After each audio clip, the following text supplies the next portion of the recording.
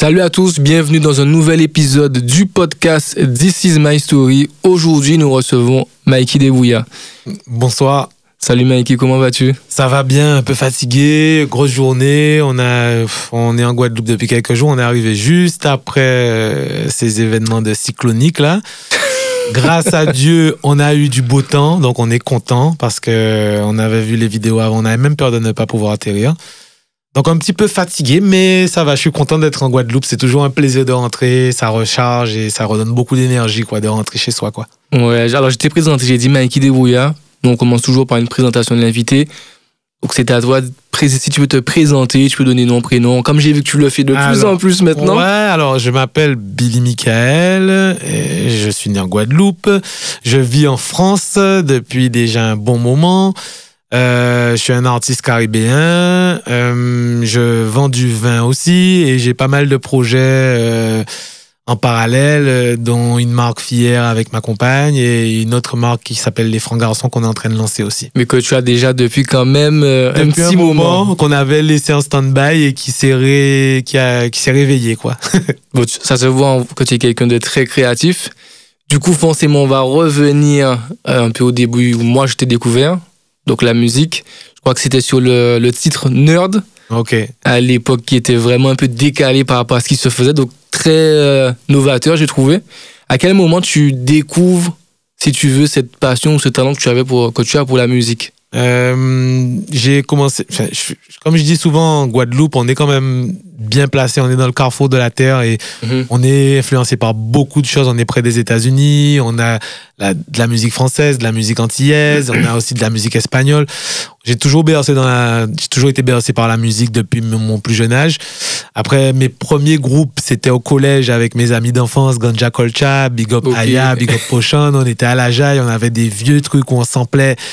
On enregistrait, on faisait des trucs. Donc ça, après j'ai fait une année à Gerville-Réache où j'étais à l'internat et pareil, on enregistrait de la musique avec pas mal d'artistes à l'époque. Je me rappelle Damoclès, Fripon, des gens comme ça.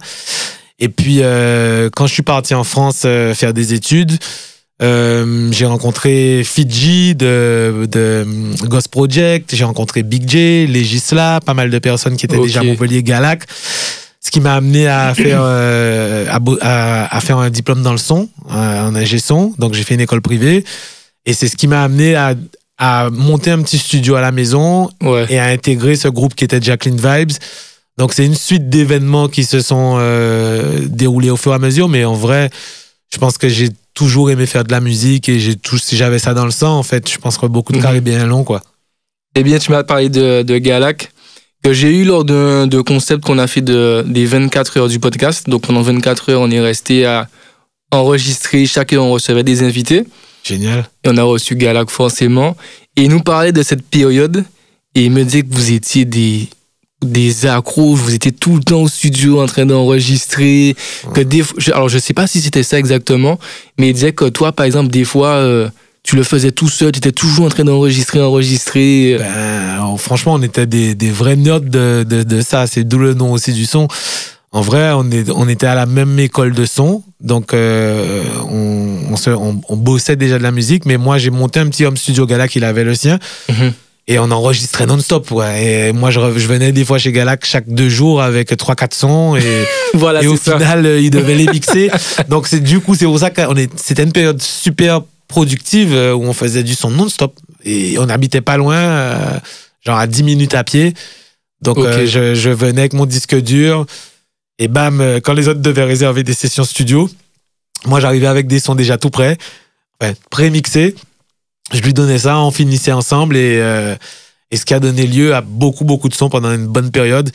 Il y a eu aussi Moody aussi qui était en parallèle avec qui est un de mes super amis aussi et avec qui j'ai passé un bon moment à Paris, avec qui on a créé du son, qui m'envoyait des prods. Donc ça faisait un triangle d'or, c'était assez cool, quoi. Ce que j'allais te dire, c'est qu'en général, toutes tes prods, on entendait Galac et Moody. Ouais, Moody. Les projets, c'était ça, en fait. Ouais, super bien entouré. C'était 2 DJ donc, qui pouvaient jouer les sons qu'on mixait. Donc, la boucle était bouclée, on faisait du son, on les mixait nous-mêmes et en plus, on pouvait les jouer. Que demander de mieux, quoi. C'était quoi, toi, tes influences musicales? En termes d'artistes, est-ce qu'il y en avait qui t'inspiraient ou... Je crois que quand je suis arrivé en France, j'avais une boîte avec plein de CD et une chaîne hi-fi que mon père m'avait offert pour mon brevet, une Sony, je m'en rappellerai tout le temps, une 2.1. Et je suis arrivé avec comme tous les Antillais, avec des gros classeurs, plein de CD gravés en MP3. Et j'avais énormément de dancehall. Et mon artiste préféré, un de mes artistes préférés, c'était Sizzla. Ok. Et donc, du coup, je sais que la première fois que j'ai vu Sizzla en concert au Rockstar à Montpellier, j'ai pété les plombs, quoi. C'était juste grandiose. Donc, beaucoup de dancehall, mais beaucoup de hip-hop aussi. J'ai toujours une partie des CD avec lesquels je suis arrivé en France, que j'ai toujours gardé. Je suis un genre de collectionneur, donc j'ai du mal à me débarrasser des choses. La machine à la maison. C'est une qualité et un défaut parce que bon, au final, tu gardes plein de trucs inutiles, tu vois. Mais j'ai encore pas mal de CD, des trucs, des anciens albums de Sizzla. Je me suis débarrassé des MP3, mais j'ai gardé les CD originaux. Alors, moi, ce qui m'a surtout marqué quand je te découvre, c'est que tu as amené beaucoup de choses. Tu as amené quelque chose vraiment chez nous qui, pour moi, était... Tu étais à contre-courant des artistes. C'est-à-dire que, déjà, vestimentairement parlant, il y a beaucoup... Ma génération, pour moi, tu étais la référence. C'est-à-dire que tu arrivais avec les shorts camo, tu nous as mis dans les sneakers également. Pour moi, limite, pareil dans le domaine, par exemple, du champagne, c'est toi qui as fait découvrir à beaucoup de gens ce qu'est le Nectar Impérial, Dom Pérignon, etc. C'était pas connu, en fait. Est-ce que tu as conscience de toute l'influence que tu as eue sur une certaine génération?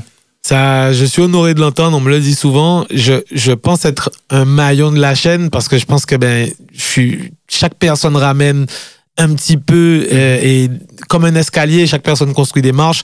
Je sais que quand on est arrivé, parce que j'étais pas seul et moi j'ai toujours aimé la mode, j'ai toujours aimé, c'est un truc que j'adorais, quoi. Donc les vêtements, les marques de luxe, même suivre les créateurs, les designers, ouais. C'est un truc sur lequel j'ai toujours été curieux. Après, les bulles, pareil, quand je suis arrivé en France, je buvais du rhum et du champagne parce que c'est ce qu'on buvait quand on était en Guadeloupe. Le vin, au début, j'ai des souvenirs de vin que mon père me faisait boire. C'était du Bordeaux, c'était des vins. Ouais. J'avais l'impression qu'en les buvant, c'était tellement tannique que j'avais gonflé genre 30 ballons d'anniversaire. J'avais des zygomatiques qui pétaient. Donc, quand je suis arrivé en France, j'aimais pas le vin vraiment. Mm-hmm. Mais au fur et à mesure, en côtoyant des gens, ce sont des rencontres, en fait, qui te font des bonnes rencontres qui font que tu te passionnes pour certaines choses. Je pense qu'on a bien influencé pas mal de gens dans le bon sens du terme. Ah oui, complètement. Montrer qu'on pouvait collectionner des chaussures, on pouvait rentrer chez Vuitton pour s'acheter une paire d'évidence, on pouvait aller aussi, en économisant un peu, acheter une bouteille de cristal. On n'était pas... Enfin, plein de choses qui...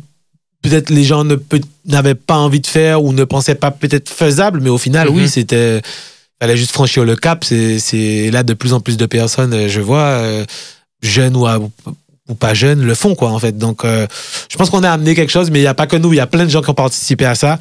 Mais je suis content, quand on me le dit, d'avoir servi à upgrade un peu le truc, quoi. Je me rappelle, pareil, tu vois, tu as parlé de designer, stickers, Jérémy Scott, classique, que tu avais toujours au pied avec les ailes. Déjà, à l'époque, personne n'avait ça, tu vois. C'est ça, je te dis que pour moi, tu as amené quelque chose parce que la référence que je prends, c'est que je dis, pour moi, c'était notre Lil Wayne, en fait, de Guadeloupe, qui amenait justement cette nouveauté, ce truc-là qu'on voyait pas forcément sur les autres. C'est cool parce que ouais, les Jérémy Scott, putain, j'en ai encore.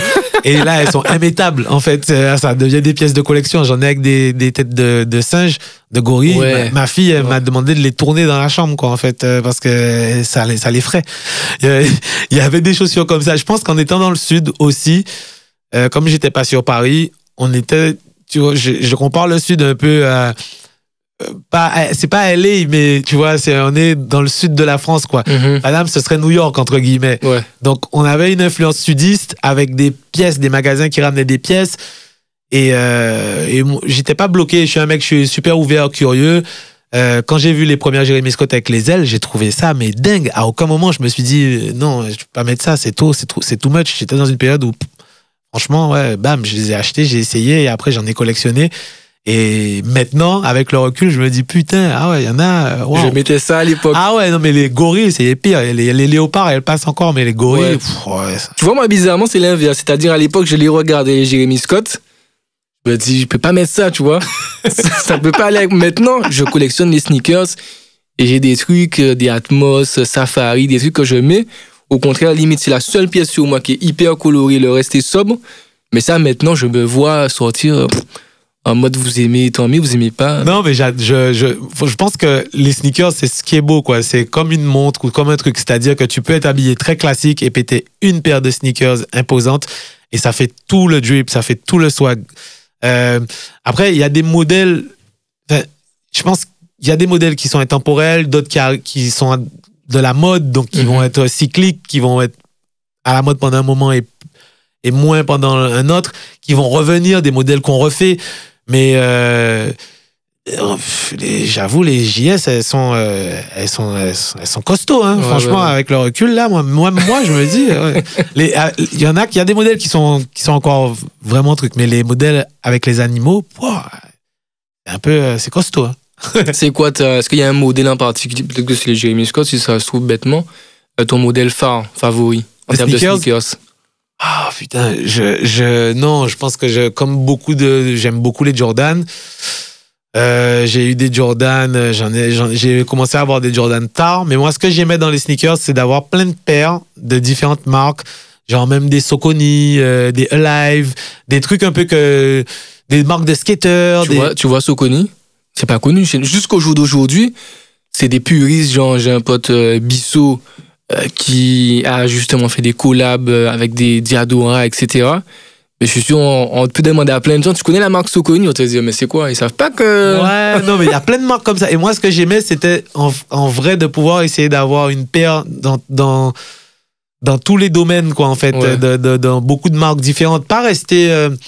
que j'aime les Jordan, ben je vais acheter toutes les Jordan qui existent au monde. J'aimais bien avoir des running, je me suis pris des Asics au tout début, je te dis des Alive, des trucs, des marques créatives, Recreative Creation, ou je sais plus exactement. Il y a des marques comme ça, c'était des petites niches, et les mecs qui avaient des shops dans le sud, ben ils amenaient ça, et il y avait des paires dedans qui étaient incroyables.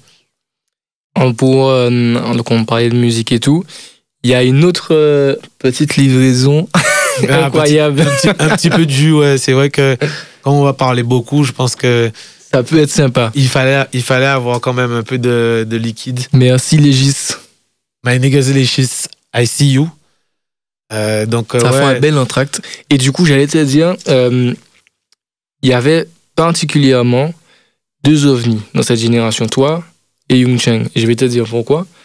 C'est que aujourd'hui on connaît les youtubeurs, etc. Mais vous, à l'époque, vous faisiez déjà ça. C'est-à-dire que toi, tu avais les Débrouillards TV.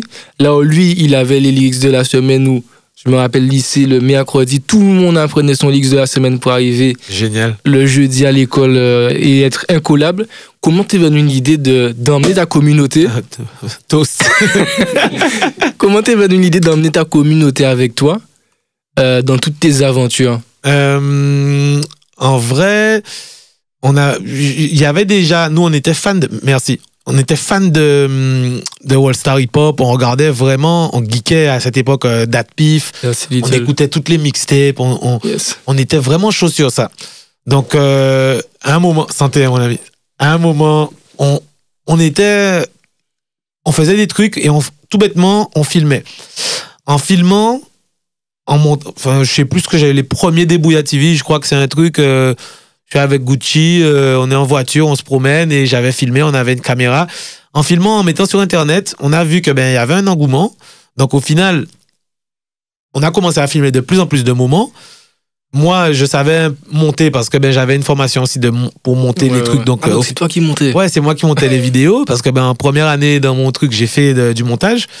Donc on a vu que ça plaisait aux gens, et de fil en aiguille, on a commencé à filmer presque tout, quoi, en fait, quoi.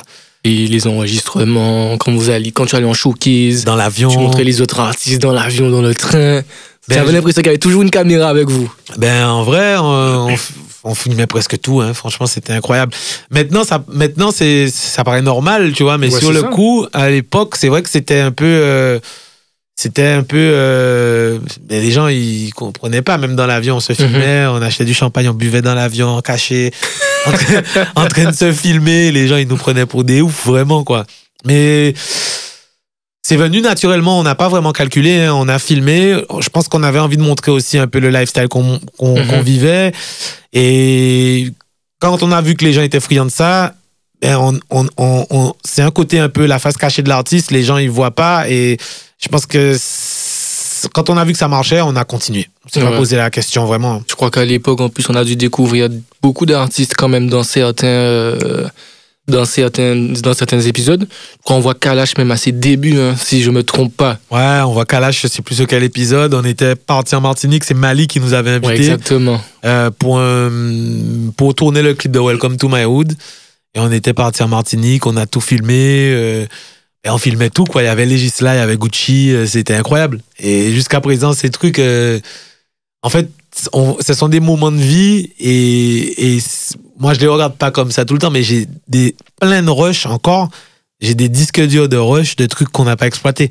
Je pourrais même faire un collector Débrouillard TV, mais il faudrait que j'aie une équipe avec moi qui vienne dérocher les trucs, et on prendrait soit les meilleurs moments des Débrouillard TV, et plein de trucs qu'on n'a pas postés, quoi. Parce qu'il y en avait des heures et des heures de rush. Je crois que le dernier Débrouillard TV, il y en a un qui dure 40 minutes, quoi. Ah oui, quand même. Ouais, 40 minutes de montage, c'était... Même moi, je me disais, qui va regarder ça? Mais au final... Je suis sûr qu'il y a eu pas mal de vues. Ouais, ça se regardait tranquille. C'était marrant, en plus, quoi. Du coup, donc il y a cette partie, effectivement, musique qui fait partie de toi. On a vu une très belle interview, d'ailleurs, dernièrement sur l'Oxymore. Shout out à Shorty pour ça, j'ai beaucoup aimé. Mais t'as plein d'autres choses, tu es entrepreneur aussi. Et juste après, on t'a connu, bon, je sais pas si je vais me tromper en termes de temporalité, on te découvre dans le milieu finalement du vin. C'est marrant parce que à force de boire du vin sur les shows, de servir du vin, j'achetais du cristal pour les shows, et je goûtais de plus en plus de trucs. C'est un truc qui a commencé à m'intéresser, et j'avais de plus en plus d'amis aussi qui bossaient dans le vin. Donc au final, j'ai appris plein de choses en autodidacte. J'ai appris avec des amis sommeliers, des amis cavistes, des amis vignerons, des amis œnologues. Et à un moment, je me suis dit, quand même, ça fait beaucoup d'années que tu as goûté plein de trucs. J'avais la chance de pouvoir goûter plein de choses grâce à la musique. Ouais. À un moment, je me suis dit, il faut transformer ça en acquis. Donc, du coup, j'ai pris un temps pour passer des diplômes dans le vin. Et c'est quelque chose qui me passionnait. Et j'avais déjà un bon bagage. Donc, c'est quelque chose qui a été fluide et qui, pour moi, a été comme une nouvelle aventure, quoi. Et je vois, par exemple, ma fille, quand elle m'a vu, quand elle grandissait, elle me voyait retourner à l'école, quoi, en fait. Donc, je trouvais que c'était un bon leitmotiv. Je trouvais que c'était un bon exemple pour lui dire que on n'a jamais fini d'apprendre, et qu'on peut toujours trouver des nouveaux trucs, pas se bloquer sur une seule chose. Même par rapport à la musique, j'adore faire de la musique, mais j'aurais bien aimé peut-être faire du cinéma. Je sais pas, je pense qu'on n'est pas bloqué sur une seule chose, quoi. Et moi, j'ai trouvé ça intéressant, puisque, en fait, tu arrives dans ça par hasard, mais quand on regarde, c'est un peu une suite logique. Ça veut dire pendant des années, tu en as consommé, mais finalement, tu bosses après dedans. Ouais, clairement. Quand ça, je me suis dit, mais c'est smart, en fait, parce que... Ouais, mais merci, bro. On l'a découvert comme ça, où il nous montrait, et après, quand je vois que ça arrive comme ça, je me dis, mais en fait... Il a converti le truc. Non, mais je pense qu'il faut essayer de... Quand il y a des trucs où on est doué, où on a vraiment un potentiel, il faut les transformer en acquis, quoi. Donc, si par exemple on a un don oratoire, ou il faut pouvoir l'utiliser, le transformer. Je pense que c'est un savoir qui est cool, et à long terme pouvoir peut-être le ramener au pays. Je sais pas encore ce que l'avenir me réserve, mais c'était quelque chose qui me tenait à cœur, et j'ai pris le temps de le faire, et je suis content parce que c'est quelque chose maintenant qui fait partie de mon quotidien. Ouais. Tu as quoi, du coup, comme titre dans ce milieu-là? J'ai pas grand-chose, hein, mais j'ai bossé j'ai un BTS technico-commercial que j'ai pris un moment pour passer. Donc, vin et spiritueux. Donc, j'ai bossé pendant longtemps dans un domaine. appris tout ce qui est technique de vinif, appris comment faire du vin, appris pareil pour les spiritueux. C'est un petit diplôme, mais qui est largement suffisant pour pouvoir flex, quoi, en fait, quoi. Bon, en plus de flex, moi, j'ai vu que tu avais le nez. C'est-à-dire qu'il y a une vidéo que tu as faite, je sais plus c'était pour quel média, quelle chaîne. Ouais, c'était je crois que tu étais en train de sentir et on sentait que tu étais plutôt à l'aise dedans. À force de faire, c'est comme le vélo, c'est un truc, c'est un entraînement régulier, journalier, mais à force de faire, oui, ça vient. En fait, pour déguster du vin, c'est un peu une technique en entonnoir, quoi. Si par exemple, je sens les bulles qu'on nous a amenées là, je vois par rapport à la couleur, je peux déjà essayer de voir à peu près où on est. Je peux déjà voir, enfin, il y a 4 étapes, c'est sentir, regarder, goûter et ensuite recracher normalement. Ouais. Mais tu peux te dire que ce n'est pas ça. Et quand tu te dis que ce n'est pas ça, à force de dire ce n'est pas ça, ce n'est pas ça, ce n'est pas ça, au final, il te reste sur ta liste moins de possibilités. Et c'est ces possibilités-là, ça que tu vas prendre au final, quoi. Odeur, texture, couleur. T'as le nez, donc t'as le visuel, le goût. Et ensuite, tu fais la synthèse de tout, quoi. Ton vin préféré, tu m'as donné? Ah là, tout à l'heure, tu m'as dit. En fait, les vins préférés, c'est difficile, mais un de mes vins qui m'a procuré le plus d'émotions, c'est le château Rayas d'Émile Reynaud. C'est un châteauneuf du Pape qui est dans le sud de la France, qui est un châteauneuf du Pape très, très fin, très élégant. Et quand j'ai bu ça, j'appelle ça des instants d'éternité. Parce qu'on a vraiment l'impression que le temps s'arrête. On avait l'impression de marcher dans un champ de coquelicots avec des fraises mûres. C'est frais, en fait. Ça procure vraiment des images et des souvenirs qui restent coincés dans son cerveau et qui, quand on ressent la même chose, c'est comme si on ouvrait la porte d'une pièce, quoi. Donc finalement, apprécier le vin, déguster le vin, c'est l'apprécier, reconnaître les textures, comment il est fait, etc. C'est ça, en fait. C'est pas juste boire pour... Oui, je pense qu'il y a... Apprécier le vin, c'est que ça nous procure des émotions, le partager avec des personnes qu'on aime et avoir des tiroirs qu'on met dans sa tête, quoi. C'est fou comment une boisson faite à base de raisin peut développer une palette d'arômes aussi vaste et peut procurer des émotions, et on peut associer un vin à un souvenir, et au final... L'odeur de cette chose-là, ça peut faire revenir un souvenir comme une Madeleine de Proust. C'est assez intéressant, mais ça fait appel à tous nos sens, quoi, entre guillemets. Donc, c'est quelque chose qui est assez magique, quoi. Moi qui ne connais rien, combien de temps ça prend pour faire un vin, faire une cuvée? Ça peut prendre énormément de temps. Déjà, il faut des vignes. Et donc, quand tu as les vignes, il y a déjà des gens qui ont des vignes avant que les vignes poussent vraiment. Mais quand tu as déjà les vignes, tu peux faire un vin chaque année, en fait. Okay. Après, entre guillemets, il va falloir le faire vieillir, l'élever, et ça peut prendre encore plus de temps. Donc, tout dépend de l'objectif du vin que tu veux réaliser. Si tu veux réaliser un vin de soif et tu vas pas faire d'élevage, tu vas faire un truc court, donc tu peux le faire chaque année, sortir une cuvée chaque année. Mais si tu veux faire des grands vins, entre guillemets, une fois, j'ai demandé à un vigneron, c'est quoi la différence entre un vin normal et un grand vin? Il m'a dit 20 ans. Ah oui, donc c'est le temps que tu vas le laisser fermenter. En fait, pas fermenter, c'est le temps que le vin peut traverser, quoi.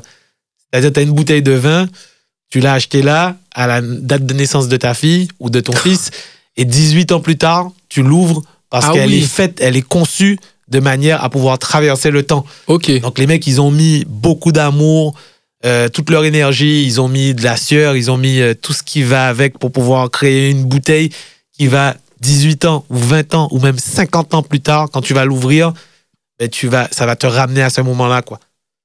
Et ça, à une année, tu vas te dire, cette année-là, il faisait chaud, donc le vin... c'est assez magique, quoi. Ok. Donc cette partie, on a parlé du vin. On va faire des allers-retours, hein, puisque forcément... Là, à ce moment-là, les francs garçons existent déjà, hein, si je dis pas de bêtises. Là, les francs garçons existent déjà. Il y a des t-shirts qui sont sortis à l'époque LFG, je crois. Ouais, on en a fait LFG avec Jessie. Pour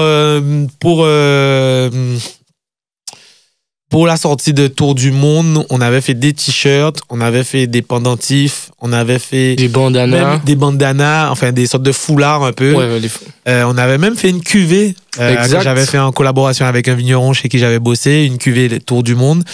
On a fait pas mal de trucs sur les francs garçons. Après, à vouloir faire trop de choses, des fois on se perd ou on devient moins efficace. Donc du coup, pendant un moment, les francs garçons, c'est resté en stand-by. Jusqu'à cette année où on le relance avec les balaclavas comme je t'ai expliqué un peu tout à l'heure. Donc on les a remis au goût du jour et donc je pense qu'on peut faire pas mal de choses avec ce nom qui est vraiment cool à mon avis. Donc ouais, ça existait déjà à cette période. Ouais. Bon, on va entamer forcément le sujet de fier puisque qui dit cagou, tu as dit ça, balaclava, ouais. Balaclava, c'est les cagoules. Ce sont des cagoules qui il y a beaucoup de marques qui en font, à ne pas confondre avec les baklava, qui sont des gâteaux. Il y a beaucoup de marques qui en font. C'est un truc qui est comme une cagoule. La nôtre, elle peut se mettre en bonnet aussi, c'est-à-dire qu'on peut la retrousser et en faire une sorte de chapeau presque. Ouais. Et sur le clip, par exemple, de Véleda, on voit, ou même sur l'Instagram des Francs Garçons, on a accroché des bijoux Fier dessus. Si c'est pour venir sur Fier. Exactement. Est-ce que tu peux nous présenter du coup Fier? Alors Fier, c'est la Phi et R qui se prononce Fier comme Fier. Mais c'est un peu la philosophie du cheveu dans la description de Phi et R.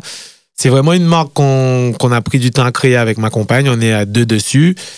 C'est quelque chose qui nous a pris énormément de temps puisqu'on a déposé un brevet de système d'accroche pour attacher les bijoux. Ce sont des bijoux en matériaux précieux, or ou argent, qu'on peut empierrer et qui sont destinés aux cheveux. En vrai, les cheveux ont toujours connu des ornements depuis la nuit des temps, que ce soit les Égyptiens ou même des tribus en Afrique ou je pense un peu partout. Après, il y a eu, de nos jours, il y a beaucoup de toques, de pacotilles, des trucs en cuivre ou des perles, des ceci. Nous, on a essayé de créer un truc où on pourrait faire comme de la joaillerie pour cheveux. Parce que je pense que les cheveux, c'est un peu l'extension de l'âme. Il n'y a rien qu'à voir quand on va mal, nos cheveux, ils vont mal. Si on a une crise ou des déceptions ou un truc, on perd ses cheveux.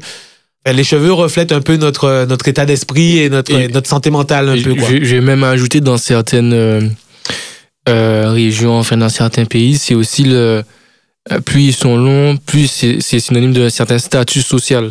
Je pense qu'il y a plein d'interprétations sur les cheveux, même dans, par exemple, je pense à Samson, où quand on lui coupe ses cheveux, il perd sa force. Je pense aux Rasta qui cachent leurs cheveux.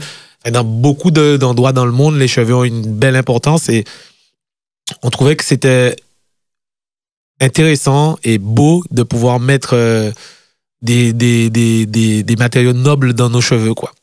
Et nous, on est sur un média donc entrepreneurial.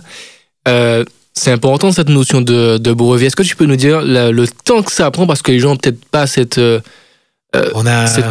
notion? On a bossé au moins 4 à 5 ans pour finaliser le brevet. Ça demande énormément de temps, énormément d'allers-retours pour que ce soit validé et qu'au final, on détienne le brevet du système d'accroche, quoi. C'est très, très long. C'est un travail fastidieux.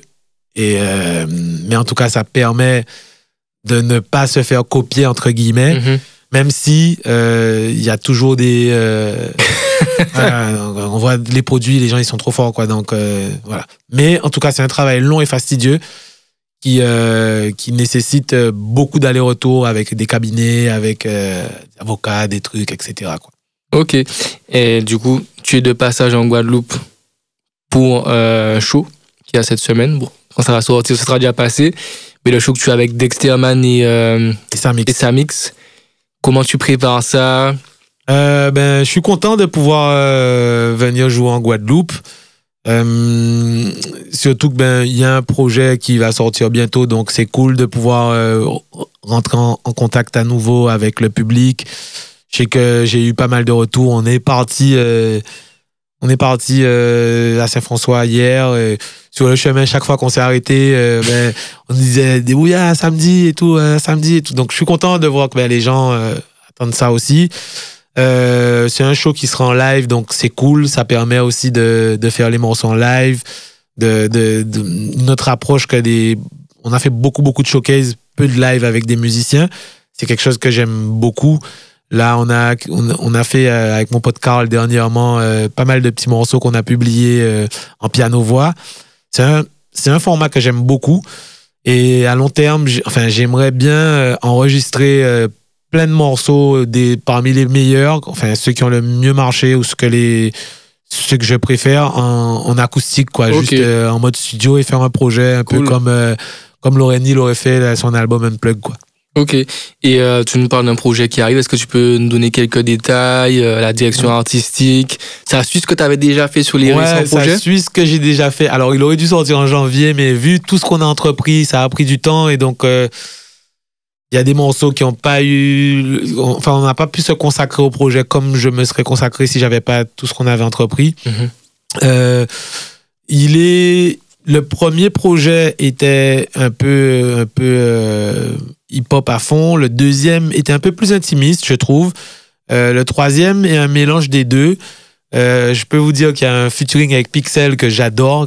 Donc, shout out Pixel et tout. Il y a un featuring avec un artiste que j'aime beaucoup aussi qui s'appelle Babou Floro, avec lequel on a fait un court-métrage avec Giovanni Scott and Summer qui s'appelle Kids of Babylon. Si tu peux nous en parler, c'est... Ça, c'était génial aussi. Je pense que... Déjà, vous êtes trois hyper créatifs. Hein. Vous êtes tous les trois des artistes, en fait, finalement. Et moi, j'ai trouvé cette collaboration-là super intéressante. Mais je veux bien que tu nous en dises un peu plus sur... Ça, c'est... je pense qu'on est entouré que de gens créatifs et ça, c'est génial. Babou, c'est quelqu'un que... Babou Floro, c'est quelqu'un que je connais depuis un bon moment, qui m'avait déjà contacté. On a fait plusieurs featuring avant. Par son intermédiaire, j'ai rencontré Giovanni, Scott and Summer. Ils m'ont dit qu'ils étaient en train de réaliser un court-métrage et ils m'ont contacté pour faire les voix off. Donc, c'était assez intéressant. Ils m'ont envoyé des visuels. On a fait des allers-retours. Moi, c'était une première expérience pour moi de créer une voix off sur des vidéos. Donc, j'ai essayé d'écrire ça un peu comme une musique, mais c'était différent. C'était vraiment assez cool, quoi. On s'était déjà vu pour Fier, on collaborait en même temps, en parallèle. Et ils ont ramené un truc pour moi qui est assez artistique, un visuel qui ne colle pas avec les archétypes de ce qu'on a l'habitude de voir dans la musique caribéenne. Quelque chose de très sensible, arty, différent. Et c'était un honneur pour moi de travailler sur ce projet, quoi. J'invite les gens à aller le voir. Il a été vu, mais peut-être pas assez mis en avant. Je pense que c'est un truc qui va bien vieillir. Donc, même si dans 5 ans, les gens le regarderont encore, peut-être que des fois, il y a des choses qui sont trop en avance ou pas au bon moment, au bon endroit. Et donc, il a été vu, mais pas assez, à mon avis, quoi. Donc, c'est toujours le moment d'aller le regarder pour ceux qui ne sont pas encore fait. Ce que je vais faire, c'est que je le mettrai directement en bio, dans la description. Génial. Comme ça, les gens pourront aller le regarder. La dernière fois que tu t'étais produit en Guadeloupe, c'était dans une autre salle. Là, au Paco Lounge. Au Paco Lounge, tu étais seul cette fois-là, je crois. Non, j'étais avec Shaolin. Non, tu étais avec Shao. Ouais. Voilà, donc là, tu reviens. Comment ça s'était passé à ce moment-là? C'était génial. Franchement, c'était incroyable. La scène... moi, j'ai ressenti beaucoup de love de la part des gens et beaucoup de gens qui étaient contents. À la fin du show, j'ai vu plein de gens que j'avais pas vus depuis 5, 6, 7, presque 10 ans.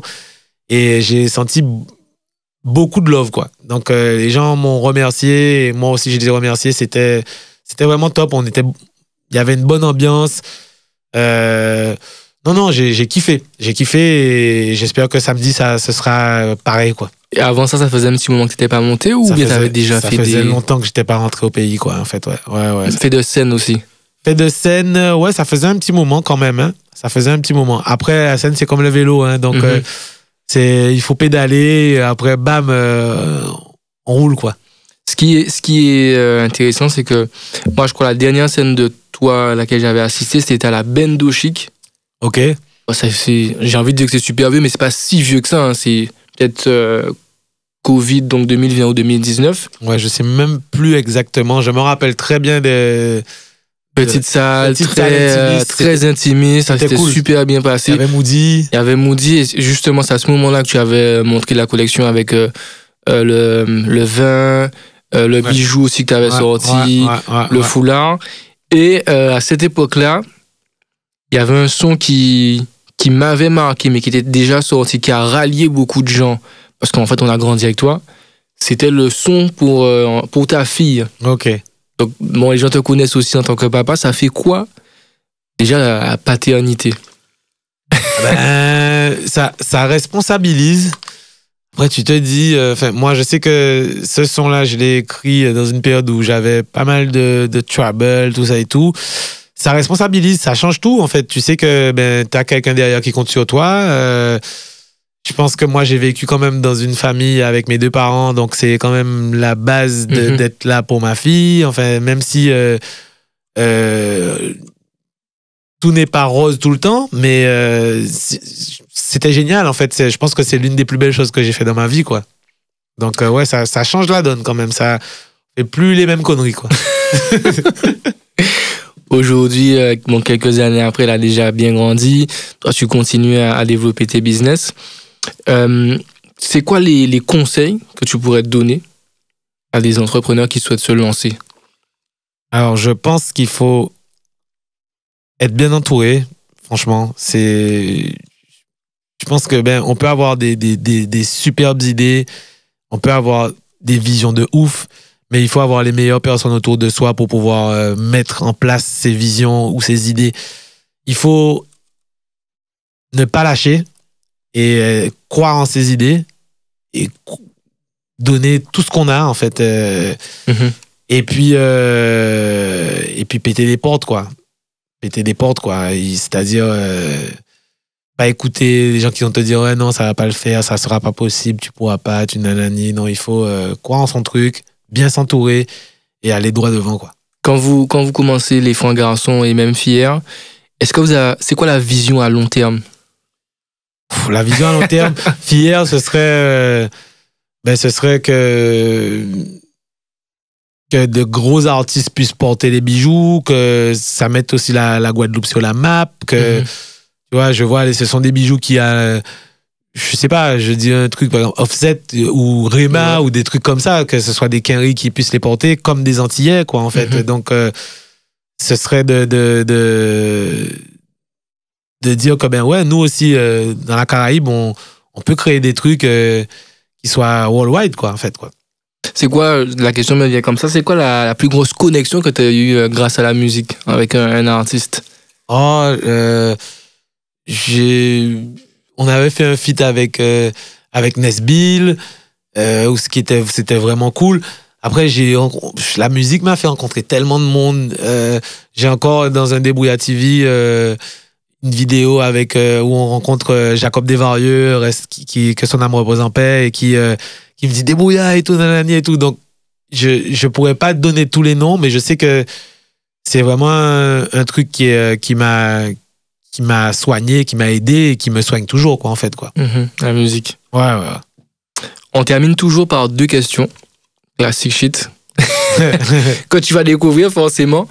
C'est quoi ta définition de la réussite? J'ai envie de dire, c'est être heureux. Donc, mais ça paraît un peu vaste. Mais c'est de pouvoir vivre des choses qui nous animent, de se lever le matin, d'aller bosser, faire ce qu'on aime, ou de faire ce qui nous donne à manger, mais de vibrer, en fait, quand on le fait.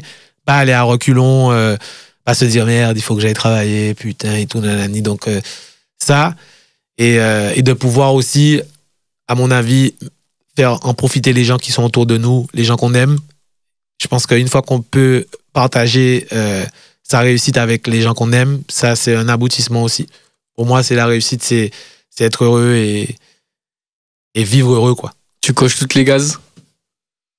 Les cases sont... Je coche pas toutes les cases, mais je tends à essayer de le faire. Quand je me lève le matin, Tu kiffes déjà ce que tu fais? Ouais, je kiffe. Je vais bosser... dans tout ce que je fais, je vais bosser le cœur content, quoi.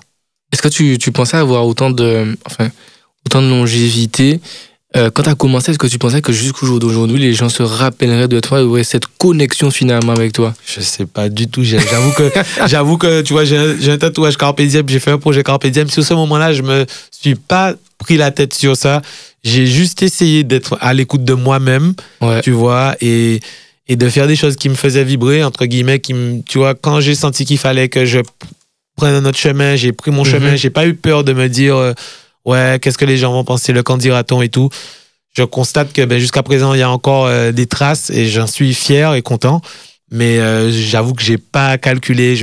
En fait, j'ai pas fait des choses pour me dire, genre, bon, dans 20 ans, ils se souviendront de ça, ces enfoirés, quoi. Mais je suis à bien plus de questions, mais c'est peut-être aussi ce qui a fait l'originalité, c'est que moi, j'ai ressenti ça quand tu as fait tes premiers morceaux, c'est que tu les faisais pour toi.